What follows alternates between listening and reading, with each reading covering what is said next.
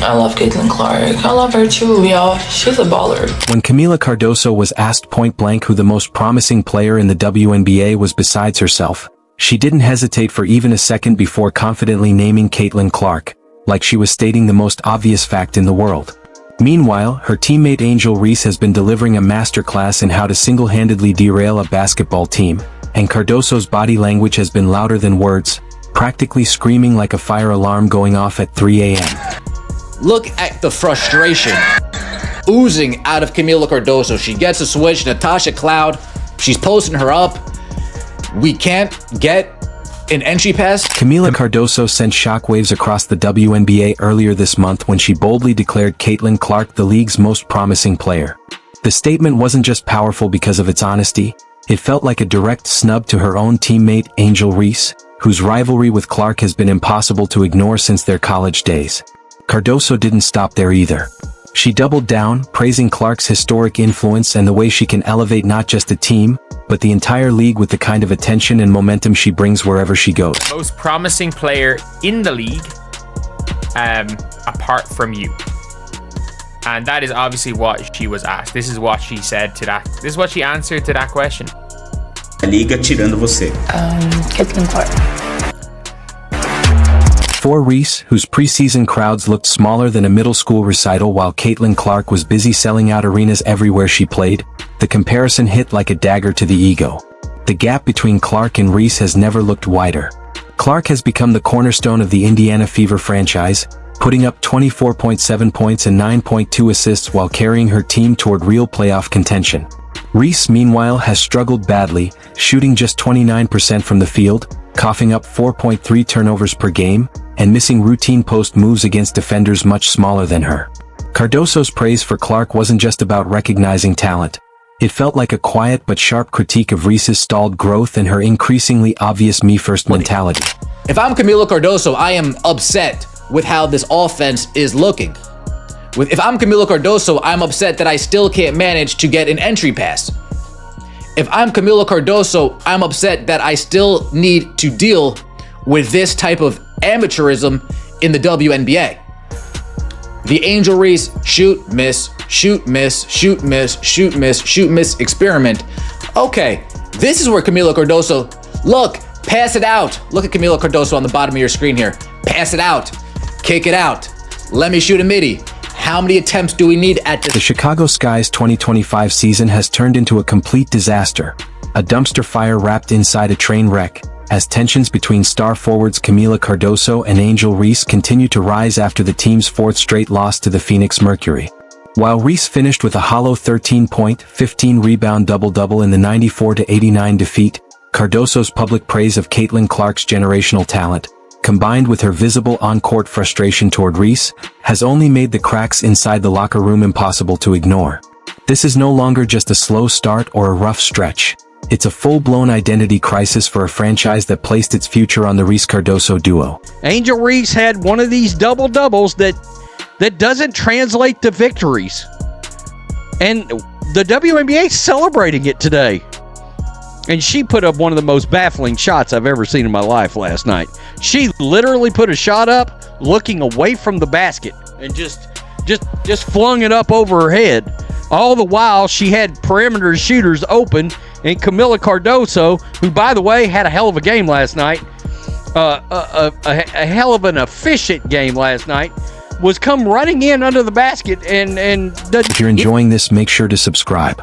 The Chicago Sky just suffered their fourth straight loss to open the season. A brutal 94-89 defeat to the Phoenix Mercury that had Kamilla Cardoso looking like she'd rather be anywhere else on earth. And honestly, can you blame her? She publicly acknowledged that Caitlin Clark is the real deal while watching her own teammate turn basketball into a nightly chaos experiment on the court. Yes, this is the meltdown everyone saw coming from a mile away. Angel Reese entered the season carrying the swagger of someone expecting a championship parade, only to find out that confidence without consistency is just delusion in a basketball jersey. The Sky's 0-4 start isn't just bad, it's historically awful, matching one of the worst openings in franchise history. This isn't your average struggling team. It feels like a full-scale basketball apocalypse, and Reese is standing right in the center of it. Meanwhile, Cardoso has looked like a master chef forced to watch someone burn water. Her frustration is so obvious you could bottle it, label it basketball analysis, and sell it by the gallon. Do you know that coming into this game, the Chicago Sky didn't have a single player averaging double figures? How the hell does that even happen? How the hell does that even happen? Y'all didn't have a single player averaging double figures. That is embarrassing. That is ridiculous. How are you even considered a professional team? But here's where it gets truly interesting. Cardoso didn't just praise any random player. She specifically chose Caitlin Clark, the very player who represents everything Angel Reese wishes she could be. That wasn't just simple recognition. It felt like a statement, almost a declaration disguised as a compliment. It's the basketball version of telling your roommate their ex was actually the better choice while they're sitting there in total disbelief. The audacity? Incredible. The timing? Absolutely perfect. And the contrast in Chicago couldn't be clearer. On one side, you have Cardoso, a legitimate talent who understands that basketball IQ matters just as much as raw ability. On the other side, you have Reese, still trying to convince everyone that grabbing your own missed shots somehow counts as offensive efficiency. She's been moved around the floor more times than a chess piece in the hands of a 5-year-old. First she's a power forward, then suddenly she's playing point forward because apparently the coaching staff thought, why not let the player struggling with shooting handle the ball even more? It feels like trying to fix a leaky faucet with a sledgehammer. Yes, you're technically addressing the issue, but chances are you're only making the whole situation worse. I still believe that they're not giving Kamilla enough touches. I think that they give up on her too easily. I think when she seals, they literally can't get her the ball, and it's very confusing to me. And then when they do get her the ball, they throw it at her shin and get pissed at her when she's 6'7". Throw it up there. I mean, she's 6'7". Throw it up there. It just doesn't make sense to me.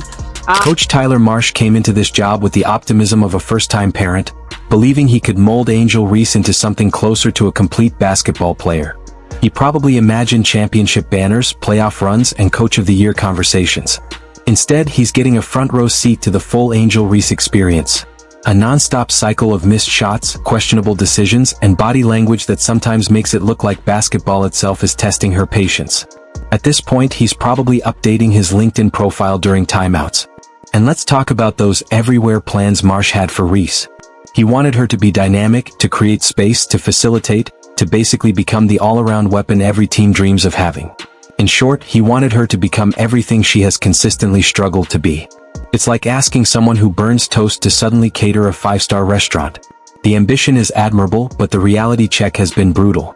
Instead of turning into the versatile star Marsh envisioned, Reese has looked more like the basketball version of a Swiss Army knife where every tool is somehow broken. The Mercury did not play well. The Mercury didn't play well at all. Y'all just wasn't good enough to put them away.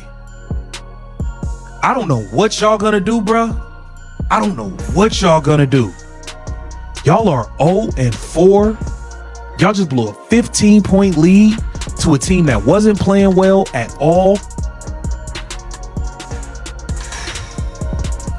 Tyler Marsh, I own a few businesses. If you need some work around the All-Star break, if you need a job, keep the vision. We got you. I got some work for you. You ain't gonna be no decision maker because you ain't gonna be no boss or nothing. But I help a brother out because the way this going, you gonna be looking for employment soon, brother. Meanwhile, Kamilla Cardoso has been putting on a masterclass in professionalism while looking like she's internally screaming. Multiple reports and on-court moments have highlighted her obvious frustration whenever Angel Reese falls into her familiar pattern of forced shots and missed opportunities. During one painful stretch against the New York Liberty, Cardoso looked so fed up she was practically walking to the other end of the floor before the play had even finished, like even she couldn't stand to watch the basketball chaos unfold in real time. That's not normal frustration. That's someone who hit their limit about 3 Angel Reese possessions ago. And here's the most fascinating part of this entire basketball soap opera. Cardoso didn't randomly compliment Caitlin Clark. She knew exactly what that would signal. This is a player who looks tired of being attached to mediocrity, tired of watching talent get wasted, and tired of pretending that effort without results deserves endless applause. When she said Caitlin Clark's name without hesitation, it felt less like answering a question and more like defining what real basketball excellence actually looks like. And if we're being honest, it reflects what a lot of people in Chicago are quietly thinking. Clark has turned every arena she enters into an event, drawing attention, elevating expectations, and changing the energy of the league itself. Reese, meanwhile, is still trying to prove that potential can become production. The contrast is impossible to ignore. One feels like a symphony building momentum, the other feels like noise searching for rhythm. I don't get it. Honestly, I feel so bad for Cardoso because she's being outshined from everything other than basketball, just from the double-doubles and the Clark beef from last year. And Cardoso's really a better basketball player. She just is. And she's not getting the looks that she needs. And I think this duo could work out. I really think it could, but I'm telling you, bro, like, I just feel like Cardoso's going to want to trade soon. She's just too new to be, demanding. The Sky's recent collapse against Phoenix perfectly summed up the entire disaster. They blew a 16-point lead, which, in Angel Reese terms, is starting to feel like just another Tuesday. Kamilla Cardoso finished with 16 points and 9 rebounds, battling through the loss like someone who actually understands basketball is supposed to function as a team sport. Meanwhile, Reese posted her usual double-double, 13 points and 15 rebounds. But everyone watching knows stats without wins can start to feel like participation trophies with box score graphics attached. Rookie head coach Tyler Marsh, brought in with championship credibility from his time with the Las Vegas Aces, is now staring at chaos only 4 games into his tenure. His entire offensive system, built around ball movement, spacing, and three-point shooting, has looked completely broken under Reese's tendency to stop the flow and turn possessions into isolation experiments. The Chicago Sky sitting near the bottom of the league in assists and turnovers only makes the picture worse. That's not just a bad stat, it's a direct indictment of how disconnected this team has become. And Marsh is learning the lesson every coach eventually faces with players who value personal numbers more than team rhythm. You can design every play in the world, but you can't draw basketball IQ onto a whiteboard and expect it to magically appear. He's been moving Reese around the floor like rearranging furniture in a room that still has a leaking roof, hoping maybe a new position unlocks something different. Spoiler alert, it won't. You can't solve fundamental basketball problems just by changing where someone stands on the court. Team, do you know how ass you gotta be? And I'm not blaming no players tonight. Do you know how ass you gotta be to blow a 16-point lead? I don't give a f if Alyssa Thompson over there getting buckets. I don't give a f if Sabali over there getting buckets. Get the win.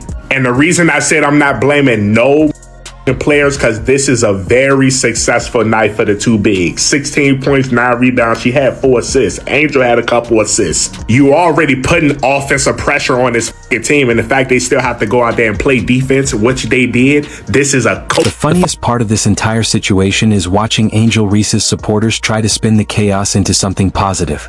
She's learning. She's growing. She's adapting. They keep saying while Kamilla Cardoso stands in the background looking like someone being asked to believe water suddenly flows uphill. At some point, potential without production stops being potential and starts looking like a participation trophy, and participation trophies don't win basketball games. That's why Cardoso's public endorsement of Caitlin Clark felt bigger than simple basketball analysis. It came across like a masterclass in professional shade. She was essentially saying, "This is what elite basketball looks like," while her own teammate kept providing a live demonstration of what it doesn't. Cardoso is playing chess while everyone else is busy with checkers, and in that moment, it felt like she quietly put Angel Reese's basketball reputation in checkmate. The Chicago Sky 0-4 start has exposed every weakness this roster tried to hide. General Manager Jeff Pagliacca calling it disappointing feels like calling the sinking of the Titanic a minor travel delay. They brought in veterans like Courtney Vandersloot, Kia Nurse, and Ariel Atkins to add leadership, stability, and experience. But even seasoned professionals can only do so much when the system keeps collapsing under a player treating basketball like a personal highlight reel with commercial breaks in between.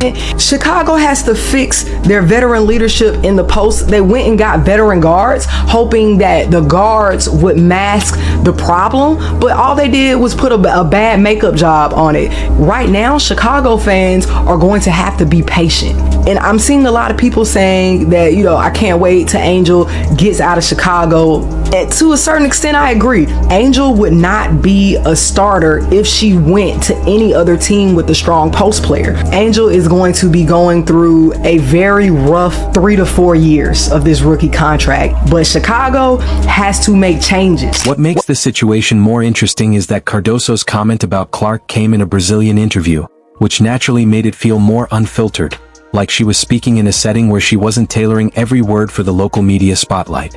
That's often where you get the most candid answers, when the pressure of the immediate audience fades and the honesty comes through. She could have picked any name or played it safe with a diplomatic non-answer, but instead she highlighted a player widely seen as a transformative force in the league.